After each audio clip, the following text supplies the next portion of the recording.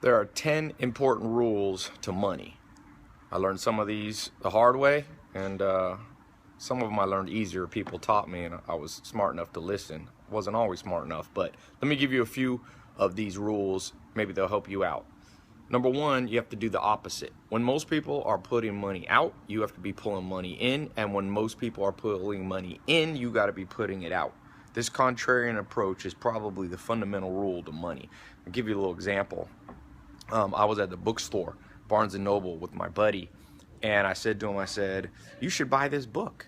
It was a good book that I've read before. He picked it up, a big thick book. We walked down to the checkout, and when he saw the price, when the lady was checking him out, it was $120. And he was like, dude, I ain't spending $120 on a book.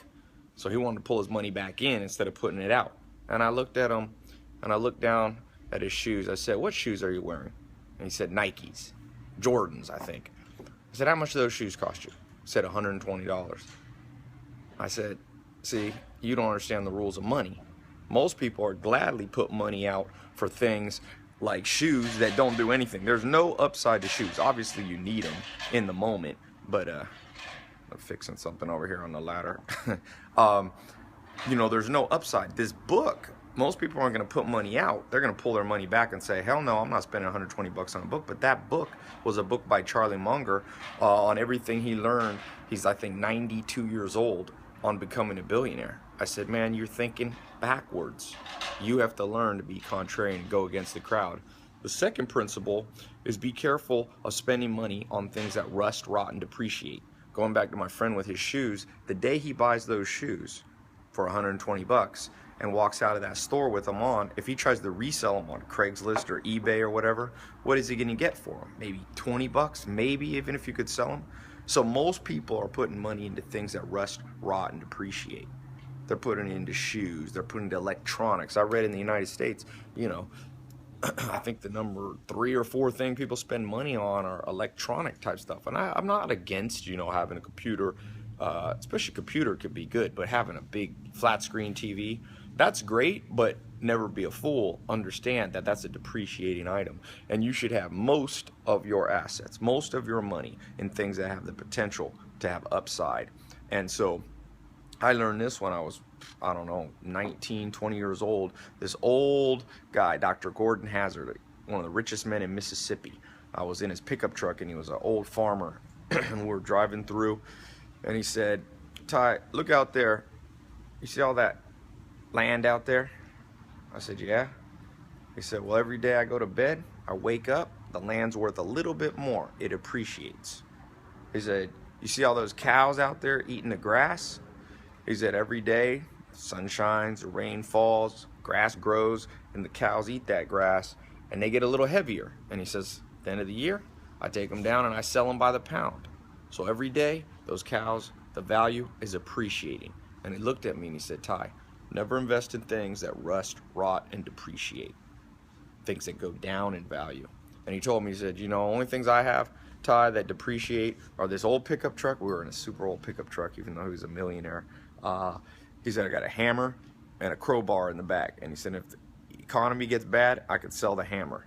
His point was almost all of his net worth, almost all of his assets were in appreciating, you know, were in things that appreciate. So this is tied into principle number 1. When most people are putting money out, you should be pulling your money back in. When you see your friends spending money on stuff, let them spend it on you. I read about this billionaire who came to America from Turkey, and he wanted to see if he could go 3 months without spending any money. And so he went to Vegas, and of course all these casinos, people always wanted to take him out because he was this rich guy, and he said, I didn't pay for anything for 3 months.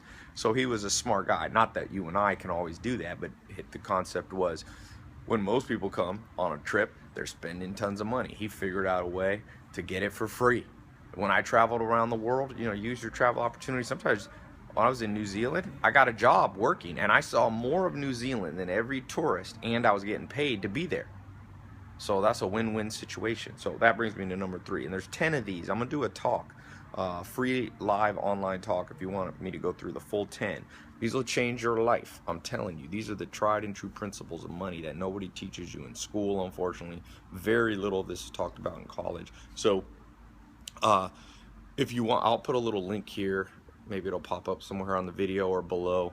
There's a link, click it. There's no credit card needed, no payment needed. It'll pop you over to my website and you can reserve your spot. It'll show you the time that the live talk, I've been doing these live talks, been testing them out for the last couple months, and 10-15,000 people show up, so it's cool. You can live, you can bring your questions, you can ask me, but make sure you don't procrastinate. If you want to learn these 10 things, go ahead and click the button, because it starts to fill up and stuff, and so you want to be one of the first people in. Okay, so this number 3 is you have to adopt the win-win mentality. Very few people have this. Most people have a scarcity mentality when it comes to money. Like I said, when I travel, or when I was broke, and I had a little bit of money, just enough to buy a plane ticket, I started traveling around the world. I figured out this win-win. When most of my friends, it was a win-lose. So they would win in the sense that they got to travel the world and see new places, but their bank account lost. That's a win-lose. You never want to lose-lose. That's the worst of all scenarios. A win-lose is a little better because there's some redeeming value to the activity, but a win-win can be pulled off so much more often than people in scarcity mentality realize. You can do this as an entrepreneur. You know, you can set up a business. Just think about somebody like Kobe Bryant, the basketball player, or Steve Jobs, or you name any of these people. They're doing what they like to do, and people are paying them. Kobe Bryant, the basketball player, or Messi, or Ronaldo, the soccer player, these guys are getting paid to do what they would do anyway. In fact, Michael Jordan used to have a clause in his contract called the love of the game clause, which said, I can play basketball whenever I want, because a lot of athletes in the off season, they don't want them getting injured, so they can't, they can't play. But he's like, no. He said, I would do this even if I wasn't making money. And so you have to figure out financially how to move into that win-win scenario. There's been times when I've been in lose-lose. That's the worst, where I hate the job and my bank account's going down. I've been in situations where it's win-lose. I'm making money, but I don't really enjoy what I'm doing. And the ultimate, I call it level 3 activities. Level 3 is all about like, dude, I love this and I'm getting paid. And if you could pull that off for the majority of your life, there'll always be times when you're not excited about life. Nobody likes every minute of their life. It's okay to have variance. There's this principle in philosophy called the hedonic machine, which basically says, would you want to always be happy at every moment? No, you need some contrast in your life. But the majority of your life, I say 85% of your life, should be spent in a win-win scenario. So you must find this socially, you must find this financially, you must find this career-wise, and so on and so forth. It never ends, that win-win principle. So these are 3 of them. I got 7 more that are game changers. These 3 kind of build up to the little more advanced 7 ones. That's why I'm trying to keep this video, under 10 minutes. So I know you got plenty to do, but click the link here, go to my website, grab your free spot on my site. Like I said, no credit cards needed. Just, it'll show you with the time in your local time zone. We'll convert it, so wherever you are in the world you can watch. We got people in 70 countries watching this stuff. So yeah, hundreds of millions of people have seen these videos, but these live talks I keep smaller. So bring your questions and let me know.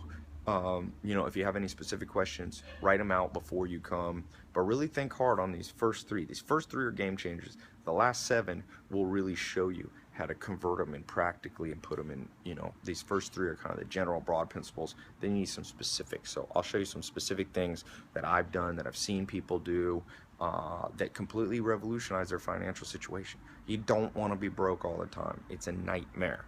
Trust me, financial pressure is responsible for a multitude of evil. Number 1 reason for divorce. Well, financial pressure. Number 1 reason people make stupid mistakes, compromise what they wish they would be doing. Like Thoreau said, the mass of men lead lives of quiet desperation. What's called resignation is confirmed desperation. Number 1 reason people are in a state of confirmed desperation, they don't have enough money to really get out there and experiment, travel, and switch what they're doing. So if you want to learn some stuff, I promise you this stuff is game changing. Click the link.